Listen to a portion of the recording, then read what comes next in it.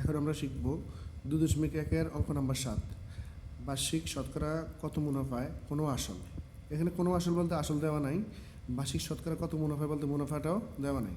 তাই আমরা এখন মনে করি আসল মনে করে নিব, তারপর মুনাফা আসল, সময় এবং মুনাফা এগুলো ক্রমান্বয়ে আমরা বের করব। আসলটা আমরা মন থেকে নিলাম পি টাকা।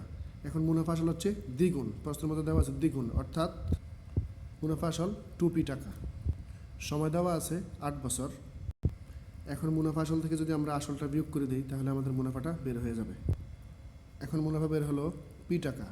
এখন আমাদের বের করতে হবে মুনাফার হার। আমরা মুনাফার হারের ফর্মুলাটি লিখে নিলাম। এখন সংকেতগুলোর মান বসিয়ে দিই।